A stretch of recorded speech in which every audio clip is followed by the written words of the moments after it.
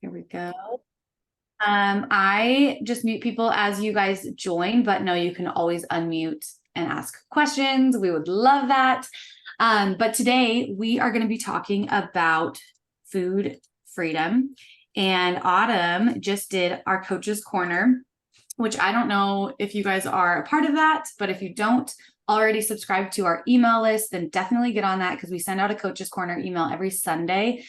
Unless we have something going on like promotion wise. We skipped a couple weeks for Black Friday, but we send those out every Sunday and they are full of education and practical tips. And we all work really hard to provide as much value as possible for each of you with those. And Autumn just did hers this week. So we thought we might as well talk about that today. And I'm super excited for her to share.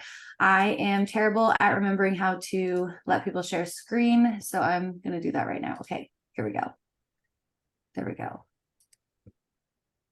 Autumn, you should be able to share your screen now. Okay, where do I do that at? More at the bottom. share screen. Share screen, yeah. And then you can choose. Perfect. Can you see it? Almost. Yep. If you just like hit the green, expand that one, then we can see that email a little bit better. Like okay. Top what left green button. The green. Oh, I get you. No, not that one. Top left. This one?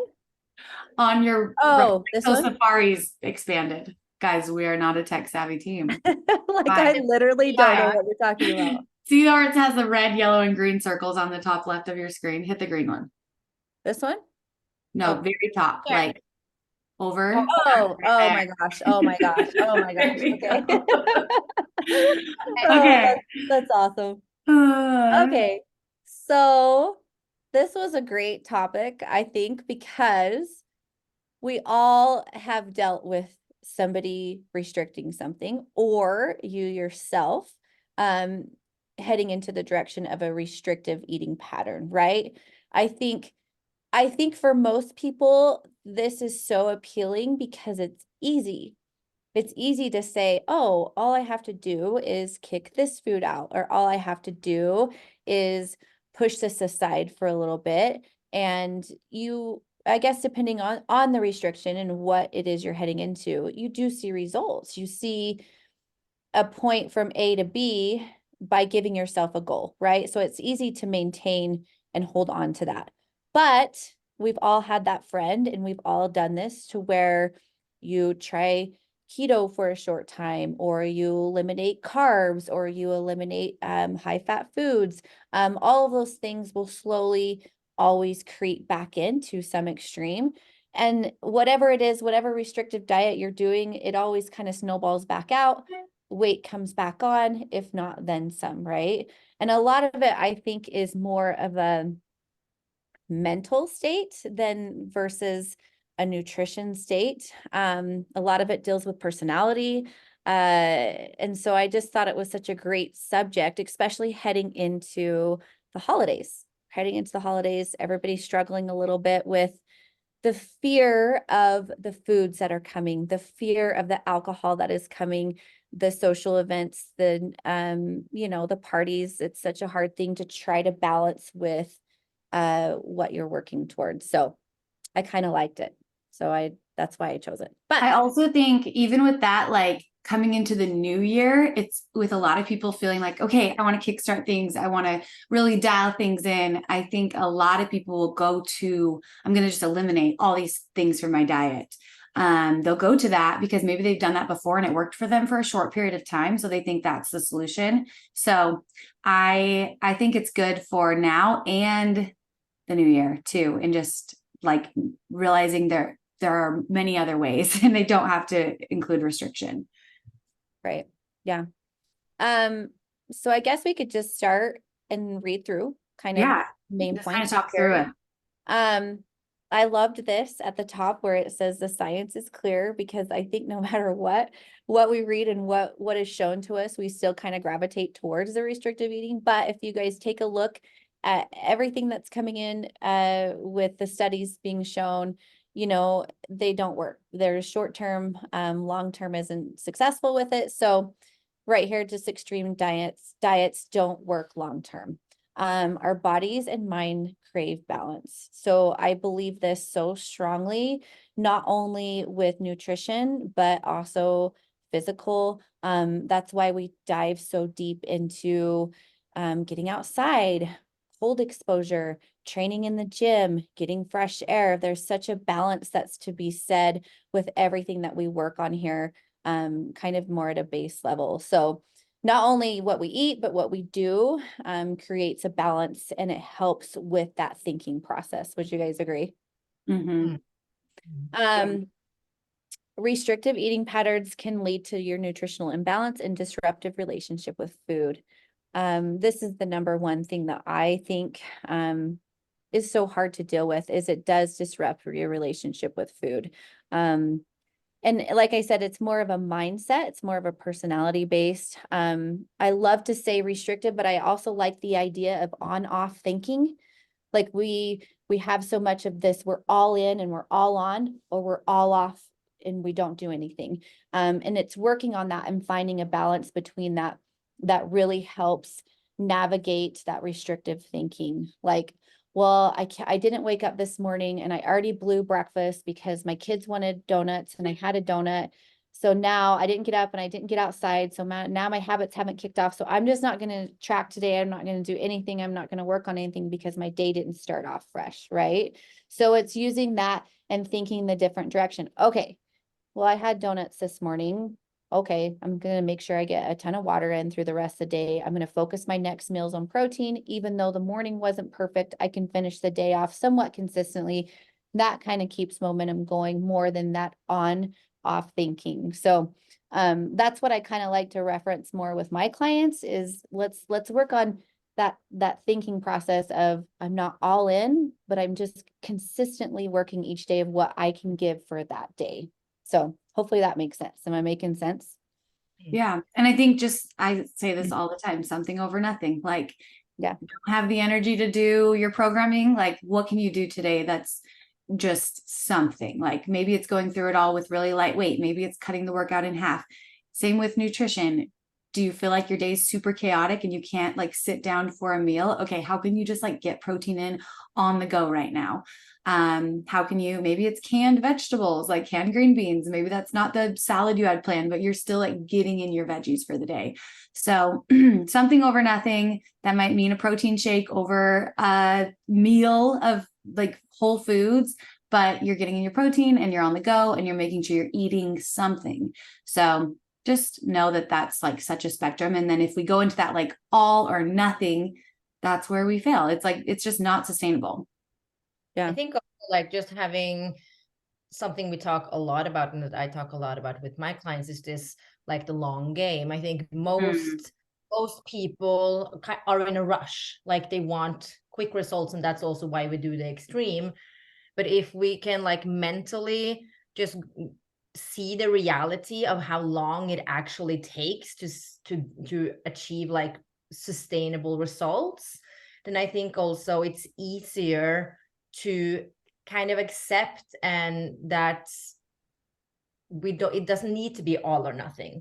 You can have the donut in the morning and you can still win the day, like if you make other decisions later in the day that are great, you can still end up like, yeah, this looks pretty good, and then you've learned something from that, and then you start your next day, not with a donut. But if we are able to like see that, okay, I'm going to give myself 2 years instead of thinking I'm going to give myself 3 months, then that one donut or that one missed workout or whatever that one morning without day exposure, like it doesn't matter that much because you know that you have so much time, and we know that consistency over time is what matters. It's not being 100% perfect day in and day out. So I think like it just allows for a little bit more grace, and at the same time it also then allows for hope, like because you're not feeling defeated by any little mistake, if I'm going to call it that, because that's for me, that's how I think, at least. Yeah. No, I agree. You have to allow yourself to be flexible, because if you don't, you're just not gonna make it for long term. So Mm. allowing, learning how to integrate these foods and into our lives, the good or bad, kind of eliminating that thinking is really the key. So it's kind of, I like to think, okay, personally, if I'm tracking and I'm trying to stay on where I need to, if I'm shooting for a specific goal, okay, if I have X, Y, and Z later today, what can I do right now to allow myself to have that flexibility in my day? Well, I just have to make sure, just for example, I get my protein in, I get my veggies throughout the day, and that can open up, some flexibility towards the social event that I have for the evening. But getting yourself really freaked out, and I understand how we all can get that way, because I have clients that are doing that right now. I have a party this weekend and I'm so stressed about it. How am I going to get through this weekend without participating in these foods? Well, hold on. Who said you can't participate? Who said you can't go there? You can. It's just looking at your day and having a plan, especially if you want to stay within that caloric range that we're shooting for. So it's kind of more of a mindset, and it's more of thinking about, how can I make it work? We make a plan for work. We make a plan for school. We make a plan to get our kids to, through the day. There's no difference in making a plan for ourselves and making a plan for what we need to do to get our goals met for the day. So then I just included 10 tips, just kind of basic. Understand the basics of nutrition. Boom. We have those good foods and we have bad foods, but exactly the protein, the carbs, and the fat. What are those foods doing? What are they allowing me to do? Are they fueling me for my training? Are they fueling me for my day? We have pizza night on Monday nights with our kids. But I understand, all right, that doesn't have a ton of protein in it. So I'm going to have some protein on the side with my pizza. Just the basic knowledge, I think, of nutrition. And I think that's why we're all here is to more give us the solid foundation so we know what we're doing. And right here, it just says knowledge is power. So learning about essential nutrients and their roles in health is going to help you forever. It's going to help you forever. It's going to help your kids forever. It's going to help you teach your parents when they get older how to eat. And just knowing a good solid foundation of nutrition will help. Variety of foods. We all get stuck. I get stuck. I have 3 or 4 meals that I eat in the morning. I have 3 or 4 meals that I eat in the afternoon. And I'm so victim to this because it's just easy for me. But if I choose 1 or 2 things, all right, this week's vegetables, I'm going to rotate. I'm sick of these carbs. I'm going to try sweet potatoes this week and some pasta. Allowing yourself to expand your base of foods that you incorporate into your day and your family's day will really help. Instead of thinking, it's kind of like when I have clients come into me and they're like, can you tell me what to eat for breakfast? And can you tell me what to eat for lunch? And it's like, sure, I'm going to give you some ideas and I'm going to give you a list of foods, but I don't want to tell you that because that creates that thinking of, oh, well, Autumn said I can only have eggs. Yes, I can only have eggs. Well, no, you got to have protein. I want you to have a protein source. So if you end up having turkey bacon and salmon for breakfast, that's freaking awesome. So it's more just kind of thinking at your week and having a plan. I'm going to the grocery store, 3 or 4 vegetables, and just allowing yourself to add those things in. Yeah. And I don't know. I think it can be like people get stressed about let's say pre-logging your food, right? If you want to be super precise and have a great plan, like maybe you jot down your meal ideas in your phone, or maybe you pre-log your food for the day and like really precisely make sure, okay, this is what protein, like optimal protein intake looks like for me for the day. That doesn't mean that you have to stick to that plan, but it gives you an outline and a template for what's going to be optimal for you from like a nourishment standpoint, from getting enough protein in, from being satiated throughout the day. Like obviously if you have just your 3 meals or Fairlife protein drink, you're going to be really hungry versus if you are having some whole foods and eating like animal protein and you're chewing it versus drinking it. Right. So I think people want, a lot of times we have pretty amazing clients, but every once in a while we'll have someone that just wants to not think about it and not worry about it and wants to be told what to eat, like Autumn said. And the downside of that is you're not learning the why, you're just learning the what. And so if you take a minute and like actually realize that this knowledge is going to give you so much power in food choices, and that knowledge will allow you to have so much more flexibility in your diet, because you'll know, okay, I'm shooting for 115 grams of protein today. I'm going to map that out on MyFitnessPal and see what that looks like with foods I like. And you'll see, oh, shoot, I'm at 90 grams. Okay, how can I tweak this a little bit to hit 115? And then pretty soon you are learning what an optimal serving size of protein looks like for you for each meal. And you can quickly visually see that. And you have taken the time to actually gain that knowledge. And then your coach, if you are working with a coach, is going to give you more ideas and strategies. And like, maybe you feel like, oh shoot, that's for some reason this isn't working for me every afternoon, this meal that I had planned isn't happening. Then we can look at your food log and give you ideas and strategies based on what we know about you. Or if you're not working with a coach, then that's an opportunity to just problem solve and create more strategies for yourself. But if you aren't willing to gain the knowledge, then it's going to continue to be really overwhelming with what to do, what to eat. And so I think that knowledge is what's going to give you the freedom that you're looking for. So that one's huge. And I like that it's number one because there's good reason for it. Well, and two, if you think about it, if you have specific things like, okay, for lunch, I'm going to eat this all week long. And then your coworker wants to go out to eat all of a sudden. It starts to create that panic. Well, I have my lunch. I don't know what I'm going to eat. So then you can teach yourself, I'm going to go to the restaurant and I'm going to order, no big deal. And it's fine. And then everybody's happy. Everybody's relaxed. Yeah, so, because you know, like what you're looking for, and that can be many different food sources to achieve the same goal, right? That's where the flexibility is. I agree. Where if you just have your meal plan, then you're stuck to the meal plan, and that's all or nothing. And that's not life. At least it's not for me. My day can change like that. So you got to be able to be flexible. This one I love. I've been working a lot with this with my 17-year-old.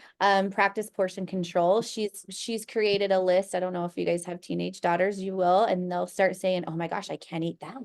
It's so bad because so-and-so said that it does this. And it's like, no, you can eat that. You just can't eat the whole bag of it. So creating some limitations for yourself and really practicing portion control on the foods that you know have no breaks. My husband loves to use that analogy. For example, potato chips. Have you noticed you can sit there and eat a bag of potato chips, but if you were to cut up that many actual potatoes, you wouldn't eat that much food in that one setting. So the foods that have no breaks, so the easy to eat foods, mostly are the processed foods. So the foods that you know that you have a hard time putting the brakes on, learn to control it. Either measure it out and put it in a on a plate, put it in a bowl, and then just have those available to where you grab and go. Now it's kind of easy for us because we all have like we can buy the 100-calorie packs of whatever, but practicing portion control is big when you're trying to eat the foods that you still love to have as well. So I really liked that one. Plan your meals. We've kind of gone over that a little bit through here. Look ahead at your day. Have something available for you. I can't remember the saying, but it's like, if you don't have a plan to fail. If you have a goal, you guys, if you have a goal, if you want to meet a goal for the week, if you want to shoot for adding muscle, if you want to shoot for losing body fat, you have to plan. It's just part of it. So planning your week, having that stuff available in your fridge. I don't necessarily think that you have to be that on top of it every day because you're just not going to be. It's just how life is. But say, for example, you're going to work, have your foods available for you. If you're going to the ballpark for the day, have your foods available for you so you're not eating at the concession stand. And then just sprinkle the things in that you know that you have to change when you have to change them.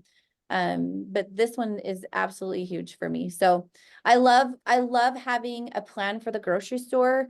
I just do. I like going a couple times a week because then I can have my fresh items available and I don't have to buy fresh at the beginning of the week and worry about them going bad. Yeah.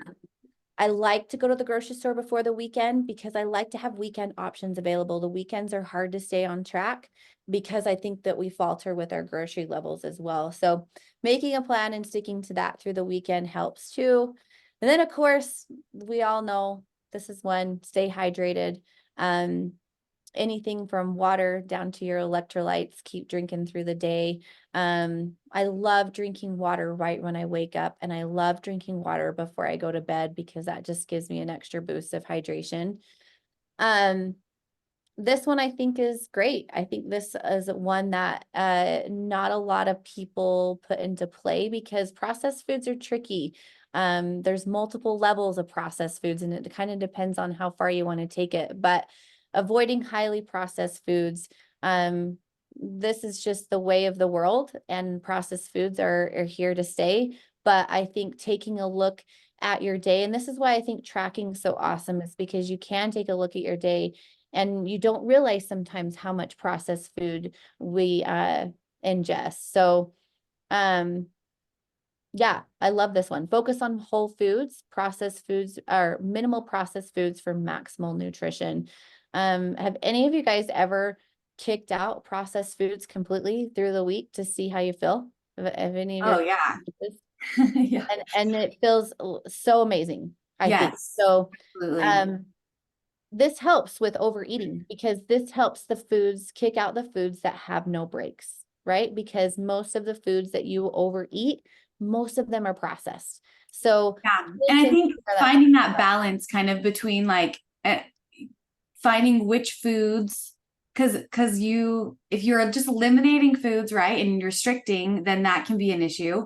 But on the other side of that, if you're eating lots of unprocessed foods all the time, then it's hard to feel good. So you need to figure out what that balance is for you of like, and I think too, like having 1 week maybe where you try this and don't have any processed foods just as like a tester, then you can reintroduce the foods that maybe you do enjoy that are more processed, that are actually, I hate to say worth it, but Yeah.